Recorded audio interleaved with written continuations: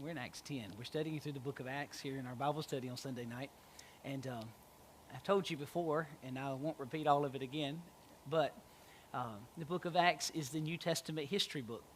And God had it written for us specifically so that we would know what it was that took place, what transpired in the early days of the church.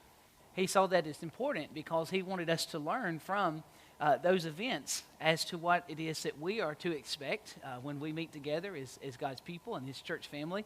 And also, so we'll know where we came from. We'll see, in some cases, mistakes that were made. We see those sometimes in Acts.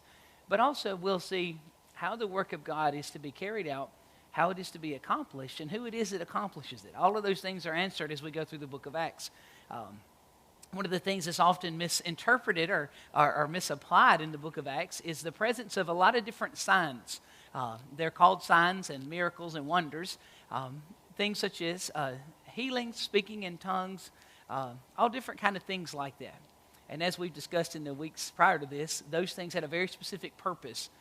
The healings and different things were to certify that the people that were out preaching this message now were truly of God. They really were followers of Jesus the Messiah. This was God's work. This was God working in the midst of these people to clarify that it was them, to make it real, to make it valid.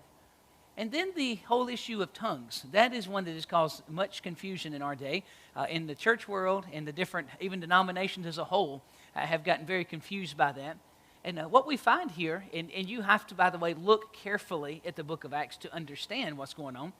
But what we find when we look at Acts is this gift of tongues is used specifically by God to clearly identify the entrance of a people, specifically a people group, into the church.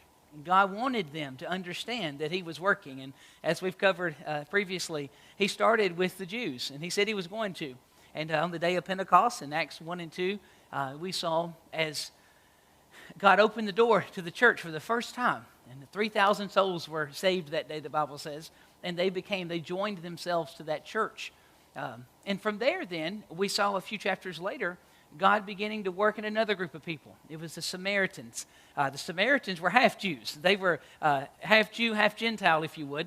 And they were seen as the Jews as people they would have considered them half-breeds, and they looked down upon them big time. Well, once again, God had the gospel taken to them, and once the gospel arrived at the Samaritans' doorstep, lo and behold, once again, we see those signs, the speaking in tongues, those different things happening again, to validate the work that was taking place, and also to prove to those who were now the leaders of the church. You have the apostles at that time, Peter specifically, who was leading the group, to prove to them that, hey, this is God's work. And he has brought these people that you've looked down upon for ages, he has brought these people into the kingdom, and not just into the kingdom, but now into the church.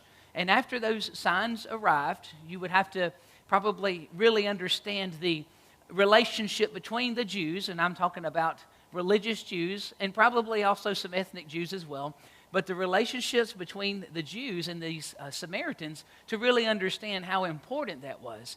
Because I dare say they would have never allowed them entrance into the church had it not been clearly shown them by God that they were supposed to be part of the church. And we found that in our previous studies as they saw those signs. And then once again, tonight we come to chapter 10, and we're going to see another group now brought into the church. The doors are open once again. So we have the Jewish church, and then we have the Jewish and the half-Jewish church. You know, they've opened the door to them now, the Samaritans.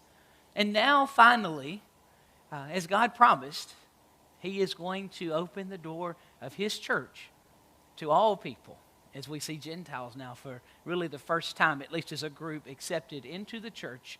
We see these signs accompany that as those signs come upon them, and we see them now welcomed into the church. And in this instance, again, we find Peter right in the middle of it all.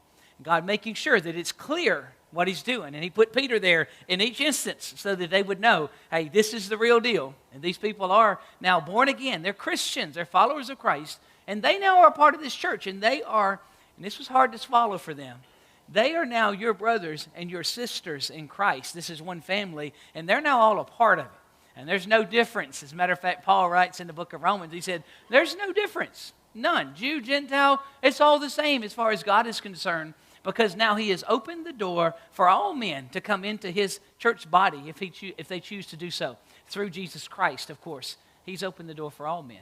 And we're going to see that transition take place tonight. So let's read in Acts chapter 10 and see a little bit about exactly what's going on here. And follow along as much as we can. I may not read all of it. I'll see how time goes. But in Acts chapter 10, let's look at these verses and this record. Remember, this is a historical record, and God chose the parts that would be here. There were many things that are not here, of course. If you were to consider all that took place in the early days of the church, many things aren't here. There's many things that God did not record. But he recorded these things that he knew he wanted preserved in this historical record for us so that we would know how he worked, what he did. So let's pick up in chapter 10, verse number 1. Acts chapter 10, verse 1, it says, there was a certain man in Caesarea called Cornelius, a centurion of the band called the Italian band. Now, this guy Cornelius is a important person in the army, if you would, of the Romans. And he has a very high post. And we're going to learn a few things about this guy. Let's read on. Verse 2, it says, a devout man, and one that feared God with all his house, which gave much alms to the poor, to the people, and prayed to God always. This man was a very religious man. He was not a Jew. You remember, he's a Gentile. But he did, it seems, as is speaking of him here, he did worship the God Jehovah of the Jews. He was not Jewish. He had never become a proselyte. But he had abandoned the gods of his people and began to worship the one true God. And that reminds me, as the scriptures teach us, that if a man seeks God, he will find him. Clearly taught. You remember in Romans chapter number 1, when it says that God revealed himself to all men, and he showed himself to all men. How did he do that? Number 1, through his creation. That's what Romans 1 tells us. You can look around outside and say there is a God because there is a this, all of these things. And there's a us. There has to be a God. God revealed himself to man through his creation. We talked about this in Sunday school this morning. And then secondly, God revealed himself to man through the law of God written on man's heart. I call that God's fingerprint on our hearts. He showed us that he is by putting his moral law in every one of our hearts. From the moment we're old enough to understand, we know that certain things are acceptable and certain things are not acceptable. Certain things are right and certain things are wrong. We know those things. And the reason we know those things, in every culture, in every place, it's wrong to kill someone. It's wrong to steal someone else's property. It's not right to lie. In all places, those are accepted things. And the reason that's the case is because God stamped those things on our hearts. He tattooed them on us, if you would, in our hearts, so that they are with us always. Now, we know we live in a generation that's made it very evident, and by the way, Romans 1 makes it evident as well, that man can, if he so choose, he can harden his heart towards God, and he can, if you would, turn the volume off on those laws that God wrote on his heart, and he can harden himself so much that he ceases to really hear God and see that God is. And he can harden himself so much that he can even be deceived and convinced that the God who revealed himself through his creation, through his law in his heart, he can be convinced in his deception that that God does not exist. The psalmist wrote, the fool has said in his heart, there is no God. He can harden himself so much that he convinces himself that there is no God. Now, here's my take, and this is etymological for a moment, but I really believe that though he can harden himself that much and he can speak those words, I think he still knows. Deep down inside, he still knows because God made it so evident that he is. What do you think about that? What do you think? I don't think he ever really can escape that. I heard a sermon Dr. Dale Burden preached one time called The Haunting Knowledge of the Ungodly. And in that sermon, he talked about a lot of stuff, but one of the things he talked about was what man knew inside that he could not escape. And I believe that's true in every abortion doctor, in every homosexual, in every person that goes out and does wicked things in this world, every murderer, every drunkard, every drug addict, every single one of them inside is haunted every single day by this knowledge that they had that there is a God and that he is real and that he's watching over them. And here's the kicker. And that one day they will answer to him. I believe that's clear to every single one of them. And they never will forget that. It'll always be in their minds. But they can, we know, harden themselves Hebrews says, beware lest your hearts be hardened by the deceitfulness of sin. They can harden themselves so much that they cease to hear that voice speak. And I will tell you something. That's a dangerous place to be. To get so far from the reality of God that you cease to even acknowledge Him in your life. Dangerous. Very dangerous. Now, I chased a rabbit. And guys, that means I got him now because I'm going to go back, John. I'm going to go back to where I need to be now, okay? This man, Cornelius, was a very religious man, but he was not a saved man. He was worshiping the God Jehovah as the Jews did, but he was not born again because he did not know of Jesus Christ. But as he prayed, as he worshiped God Jehovah, God saw fit to send the message of Christ, the gospel, to this individual. And let's read on so we can kind of see this all transpire. Verse number 3, he saw in a vision, evidently about the 9th hour of the day, an angel of God coming into him, saying unto him, Cornelius. And when he looked on him, he was afraid and said, What is it, Lord? And he said unto him, Thy prayers and thine alms are come up for a memorial before God. In other words, God's heard you, Cornelius. God's heard what you said. Now God's going to answer your prayer. Verse 5, And now send men to Joppa and call for one Simon, whose surname is Peter. And he lodgeth with one Simon, a tanner, whose house is by the seaside. He shall tell thee what thou oughtest to do. So here we are, Cornelius, praying, worshiping God, worshiping Jehovah God. He knows that there is a real God, and there is one God. He knows that. He's worshiping that God. He's seeking that God. And God sends his angel and says, Cornelius, I want to finally reveal myself to you. Go to this place called Joppa and look for this guy, Simon Peter. Find him, and he will tell you what you need to do. And sure enough, we read on verse 7, And when the angel which spake unto Cornelius was departed, he called 2 of his household servants, and a devout soldier of them, and waited on him continually. Verse 8. And when he had declared all these things unto them, he sent them to Joppa. And on the morrow, as they went on their journey and drew nigh unto the city, Peter went up upon the housetop to pray about the 6th hour. Now, we see if you were watching this on a movie, you would see a transition from one place to the other. Now they are at Joppa, and we see Peter and this guy Simon the tanner's house, and he's doing his thing and going about his day. And we're going to realize something here. God's working in all places, at all times, in the midst of all people. And we see that, in picturesque form here as we're introduced to now Peter, as he is now going to hear a message from God likened to the one that Cornelius has heard. It says in verse number 10, actually verse 9, on the morrow as they went, and it goes on, it says, Peter went up upon the housetop to pray about the 6th hour. And he became very hungry and would have eaten, but while they made ready, he fell into a trance. So Peter is on the rooftop praying, he's hungry, and he falls into a trance. Verse 11, And so heaven opened, and a certain vessel descending unto him, as it had been a great sheet knit at the 4 corners, and let down on the earth, and wherein were all manner of 4-footed beasts on the earth, of wild beasts, and creeping things, and fowls of the air. And there came a voice to him, Rise, Peter, kill and eat. But Peter said, No, not so, Lord, for I have never eaten anything that is common or unclean.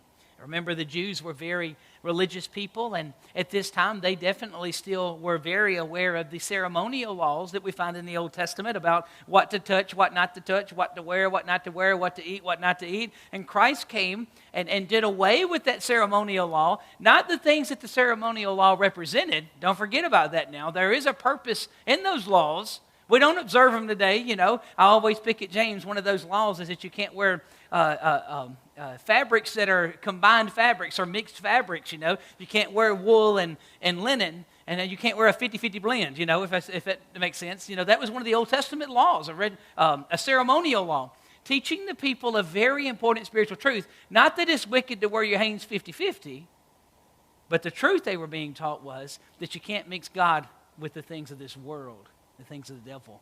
So those laws had a specific purpose for us. We can look back from them and learn from them, yet they are not for us to observe today. That's important to realize. Well, Peter is still in the mindset of those who observe those laws. So this sheet, as he's in his trance upstairs up on the roof of the house, this sheet comes down. It's got all kind of different animals in it. Well, Peter's very much aware of the fact that there are certain animals he can't eat as a Jew. He doesn't eat, for instance, catfish. Can't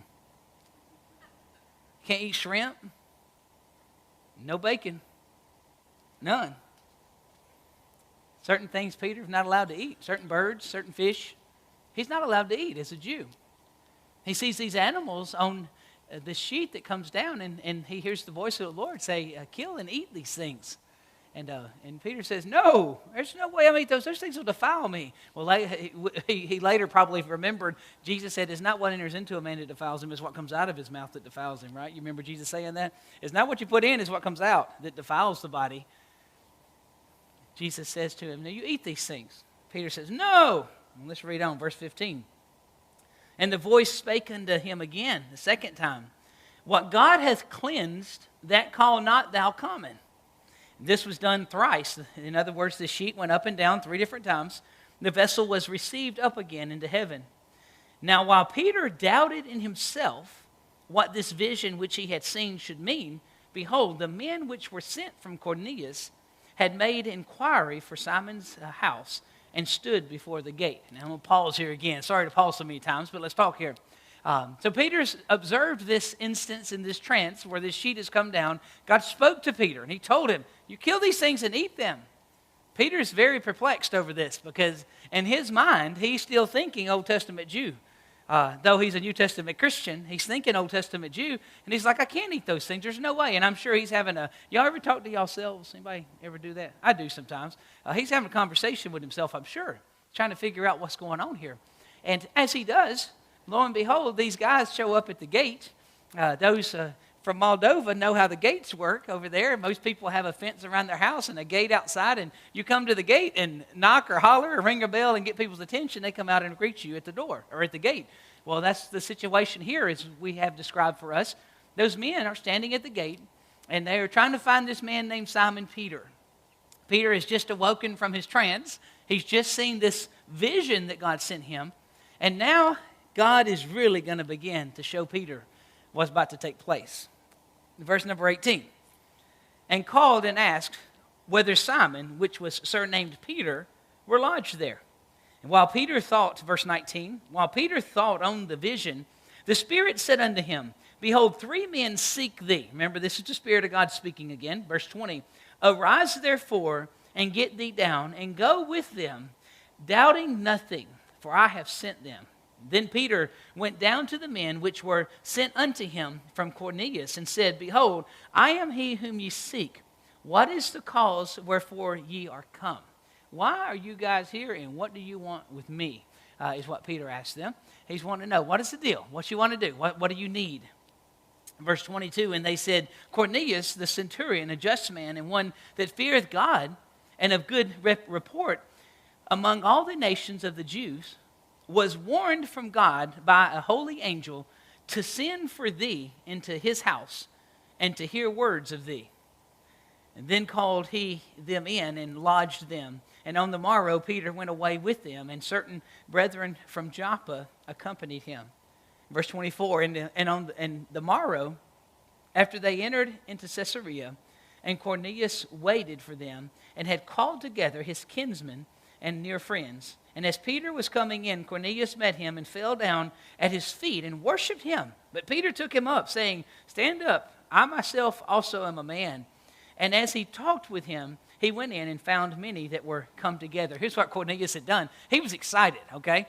God had sent Cornelius a message. He had been praying to the Jehovah God, and he wanted to know God, and he was seeking God. And now God has told him, I'm going to reveal myself to you through this guy named Peter. Cornelius was excited, and he had called all of his friends and family over. The whole crew was there. And they're waiting for Peter to get there. Peter walks in the door, and Cornelius bows down before Peter. And Peter's like, whoa, I'm just like you. You don't need to bow before me. And by the way, may that be a lesson to all of us. We're nobody. Amen? We're nobody. We're nothing special. If God gives us in some way to be able to do something, that is all the glory to God. He's the one that gives those gifts, not us. We're nobody. We're just dust. We're dirt. We're nobody. And Peter says, I'm just a man like you. Don't worship me. And then he comes into Cornelius' house. And now we finally figure out what it is that God's going to do. Verse number 27, he says, and as he talked with him, he went in and found many that were come together. Verse 28, and he said unto them, ye know how that it is an unlawful thing for a man that is a Jew to keep company or to come unto one of another nation. But God hath showed me that I should not call any man common or unclean. Now, where did that phrase come from? Where did that phrase come from?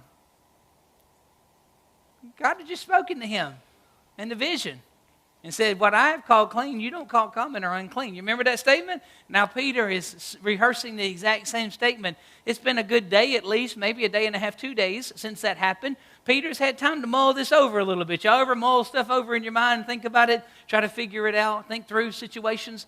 Now he had thought it through.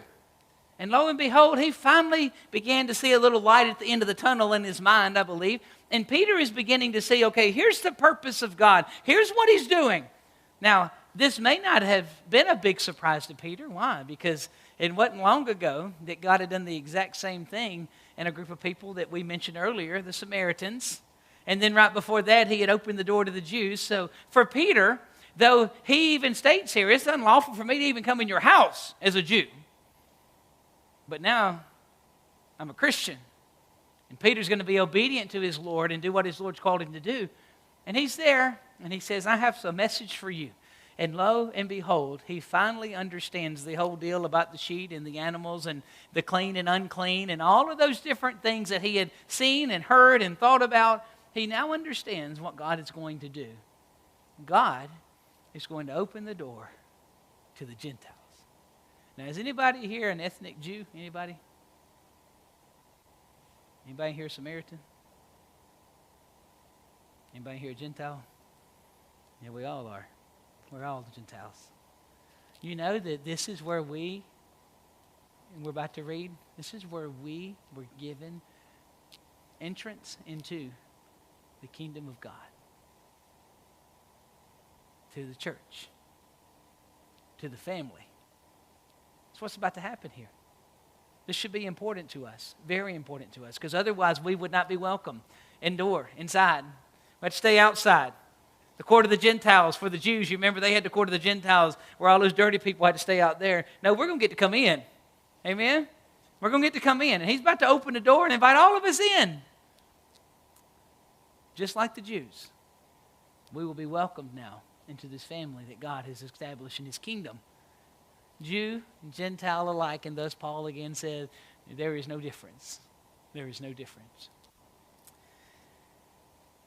Verse 29, Peter speaking, therefore came I unto you without gainsaying, as soon as I was sent for. I ask therefore, for what intent you have sent for me? And Cornelius said, verse 30, 4 days ago I was fasting until this hour. Man, he was fasting. He wasn't even saved yet. Isn't that something? All right. And the 9th hour, so from the this hour to the 9th hour, I prayed in my house. He was fasting and praying. Isn't that amazing? Think about that. Have you heard those words recently? That's what the church is called to do. That's what the Christians to do. And this guy's doing it. He's not even a born-again Christian. He's not even saved. He's not even a Jew. He's fasting, holding himself back from things that his body wants and needs for the purpose of seeking God. That's what he's doing. That's the whole purpose. He's praying. He's seeking God. He's fasting. He's restraining himself from food probably and other things maybe. He's fasting. He's praying. He's seeking out God. And now God has finally sent Peter his way. I prayed in my house, and behold, a man stood before me in bright clothing. Now verse 31. And said, Cornelius, thy prayer is heard, and thine alms are had in remembrance in the sight of God. Send therefore to Joppa, and call hither Simon, whose surname is Peter. He is lodged in the house of one Simon a tanner by the seaside, who, when he cometh, shall speak unto thee Immediately, therefore, I sent to thee, and thou hast well done that thou art come. Now, therefore, are we all here present before God to hear all things that are commanded thee of God? So in other words, Peter, we're here ready, give it to us. What's the deal? What's the message? Verse 34, then Peter opened his mouth and said, of a truth, I perceive that God is no respecter of persons. God doesn't care. Peter's realizing something. Remember, all these things are kind of being brought together now before his eye, and he's seeing God doesn't care what color you are. Do you know that? Red, brown, yellow, black, and white, and peach, you know. And Ivan, if he was here, he would tell us, God doesn't care what color you are. It doesn't matter where you come from. It doesn't matter what language you speak or what your customs are or anything else. None of those things matter. As far as God is concerned, we're all the same. As far as He's concerned, there's one blood and there's one race, and that's the human race. And He sees no difference in all of us, and we need to realize that. I know I'm pausing and breaking away for a moment, but we're going to talk about this for a second. We need to realize there is no difference as far as God is concerned. He will save anyone to the uttermost who will cry out to Jesus Christ and ask for forgiveness, no matter who they are, and no matter what their background is, no matter what they look like, and no matter what they've done. Thank God, He accepts all. He is no respecter of persons. And now Peter's realizing that great truth as he begins to see what God is doing before his very eyes. God is no respecter of persons. I will say, however, none of us are blind. We see the differences of people, right? We do. The differences in people, the differences in cultures, the differences in ethnicities, and the differences in people's backgrounds. We see all those things. But that still does not change the fact that God makes no distinction between individuals. You better remember that. If we forget that, we will miss the mark. We'll miss something. We have to remember He sees no difference. We observe and acknowledge and accept differences. Right? We have to. We have to. We can't ignore and act like they don't exist because they do. We're different. We're not all the same. We're all of the same blood and all of the same race, the human race, but we're different people. And we must acknowledge that and accept that. I believe that's very important. If we don't do that, I think we'll get ourselves in trouble. We have to acknowledge God made us different intentionally because it's no accident. It's no accident that God made people different. He intentionally did that. Do you believe that? He didn't just say, oh man, I messed up on Ricky. You know, He didn't. That's not what He said, you know. That's not what happened. No, He made us different intentionally. And we should observe those differences and we should honor those differences. But they should never be the thing that drives us apart. Instead, they really should be the things that pull us together because we acknowledge God's work in that individual and in that people group and in that person, whatever the case is. He made us different intentionally. We observe and acknowledge those things and accept those things. So in other words, because the person's black, I don't reject that person because they're black. And because I'm white, don't reject me because I'm white. And because you guys are from Europe, I don't reject you because you're from Europe. I don't do that. We don't do those things. Because God made us all, and He made us all out of the same mold, and He made us a little different for His glory and His purposes, whatever that may be. And I'm going to be honest with you, I don't even know what it all is. But it was intentional on His part. You believe that? It was. So I dare you to look down upon God's creation because it looks a little different than you do. Right? And for you Northerners, I joke you guys sometimes, but you know I love you with all of my heart. And I love the people from the North and I would even call you Yankees, maybe if you weren't here. But I love you guys. I don't look down upon you because you're from a different world than I am. Not at all, right? We're to love one another. We're to recognize the differences. We're to honor the differences. We're to respect the differences. But we're to love one another. Does that make sense? I believe it is. I believe that's it. I believe that's what God was doing. He gave us a diversity of people. So we're not all the same. If He'd made everybody perfect, Ricky, you would all be bald, have a goatee, and weigh about 230 pounds. Right? That's not what He did. Made us different. Different backgrounds. If we were all from Mississippi in the woods, you know, what would the world be like? You know, I don't know. He made us different intentionally. And we are to acknowledge that. What do you think happens when we don't acknowledge that? Talk to me for a second. What happens if we go about our day and our lives and we don't acknowledge the differences and act as if they don't exist? What are we doing then? What do you think? Okay, we're not learning. We're not being observant for sure. Yeah. What else? What happens if we just we don't acknowledge that God made us different? Okay. Sinning. Okay. I'm sorry. Okay, dismissing God's handiwork. Okay. Yes, sir.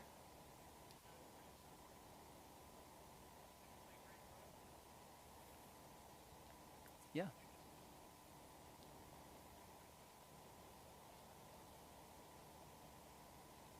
Yeah. Okay. All right. That's good. That's good. So it had to do with our reaching out to people when we acknowledge their differences. So you guys I know y'all didn't live there your whole lives, but from the other side of across the water over there, what do you think about that? What would we do if we didn't acknowledge the differences that existed between us? What would we do? What would happen? What do you think? Okay, we'd have poor expectations. Okay. All right. What's your thoughts, guys? Let that mouse on that wheel run around a little bit. Think about that. What would happen if we didn't? What if we tried to act like everybody's the same? What do you think? Yes, ma'am.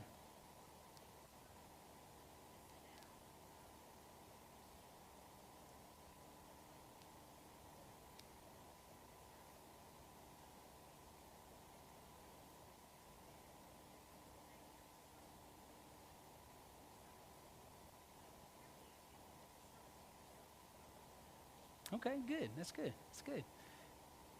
Yes, sir.